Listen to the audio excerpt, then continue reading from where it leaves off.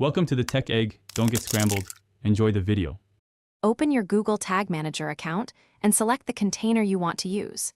Enable preview mode so you can test events before publishing to the live site.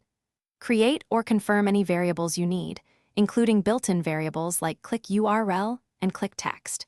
Name each variable clearly so you recognize it later in tags and triggers. Verify that one container houses all related tags to avoid duplication or conflicts across your pages.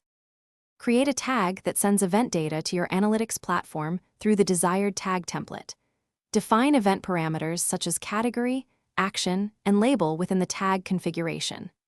Add a trigger that matches the exact user interaction, like a click on a CSS selector or a form submission.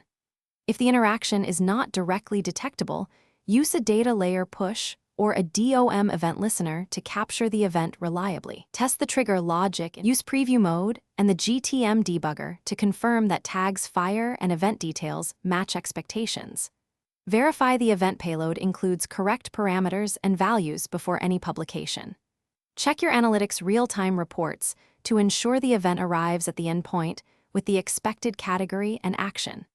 Inspect the page and console for duplicate triggers or JavaScript errors that might cause multiple fires. Publish the container only after you confirm accuracy and test coverage across relevant.